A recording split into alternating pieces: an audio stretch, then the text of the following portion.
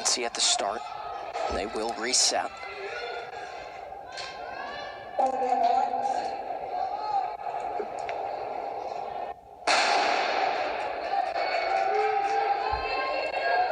So the time to beat in the first section, Alexander Schell at 8:36.43. About 8 seconds ahead of Roland Prinzler, who got second in that first section. But we expect a plethora of these runners here in the 3,000 to beat those times and get on the podium. It's an aggressive start here. We're on hip number 11. That's Jaime Marcos.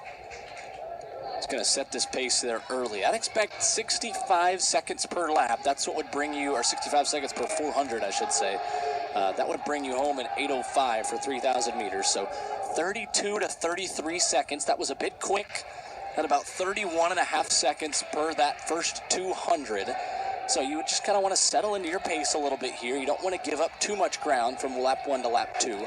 But Jacob McLeod is going to be content to just sit there on the inside of that rail and take his time. 64 seconds for him, 62 for the leader. So Jacob McLeod doing the smart thing, going out in the perfect pace in order to just stay in striking distance right here.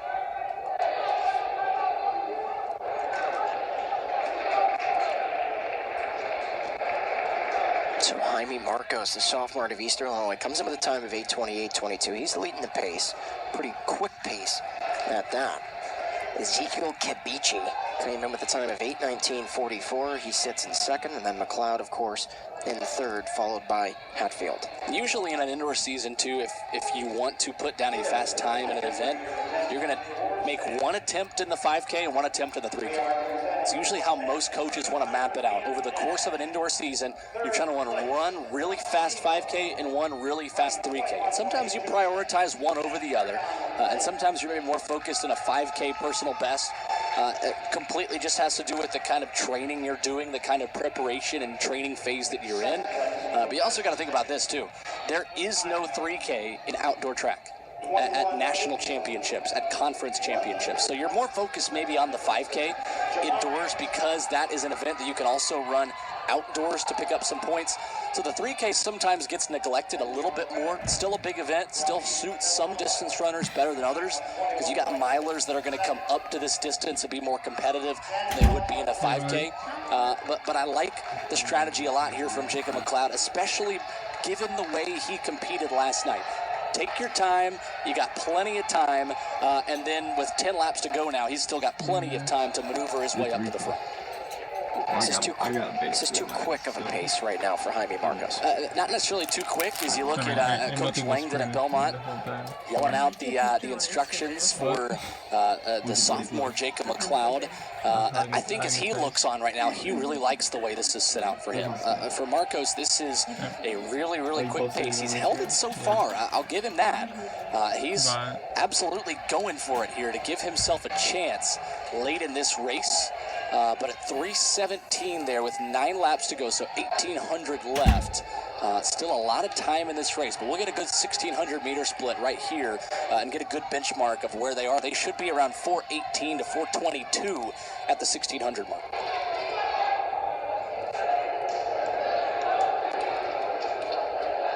Take a look at what Jaime Marcos clocks in at again.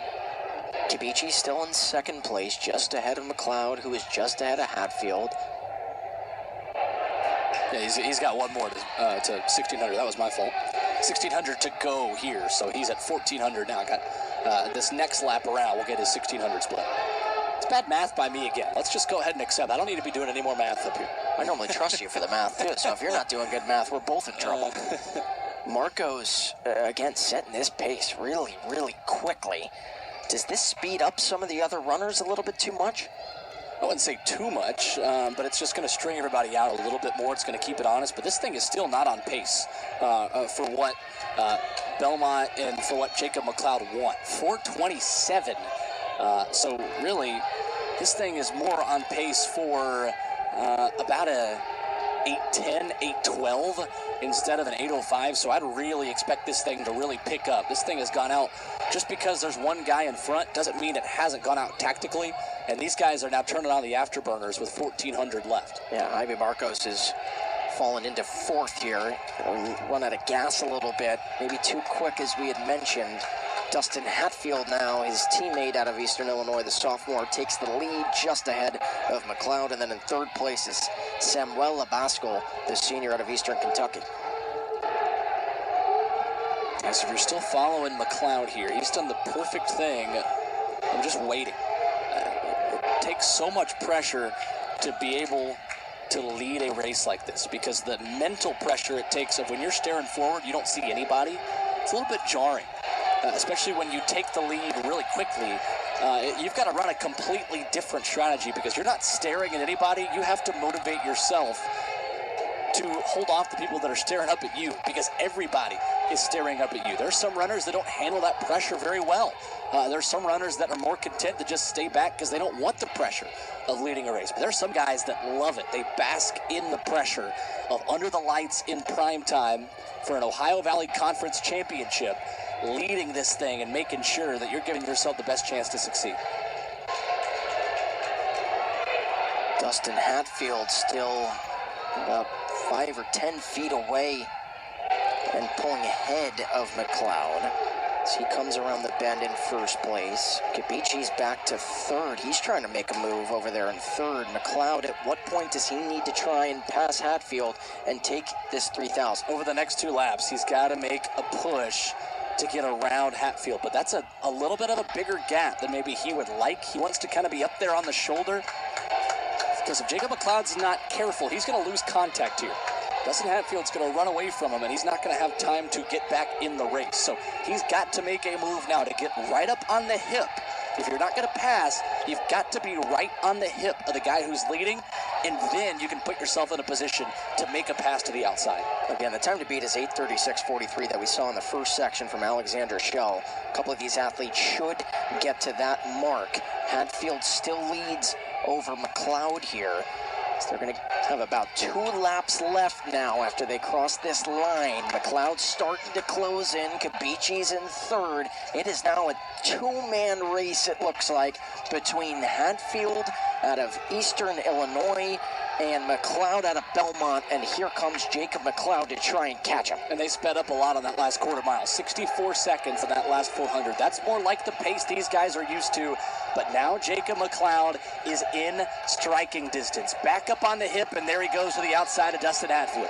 On the outside, he's going to turn on the jets here, and they will hear the bell. There it is. Dustin Hatfield trying to give McLeod a run for his money. But Jacob McLeod now starting to pull away. Amazing he has this much energy on the last lap of the 3,000. That's exactly how you draw it up. When you make a move, make it with authority. And Jacob McLeod is dropping the hammer on the field here in this 3K. The conference record is 8:08. McLeod is going to come right around that time. I don't know if it was quite enough. Nonetheless, he will win the 3,000. He gets 8:08.76. I don't think that was quite enough to break the 37-year record. He came within tenths of seconds. And the record is 8:08.7 so it just depends on what number is after that 0.7. But what a race that is for Jacob McLeod. We were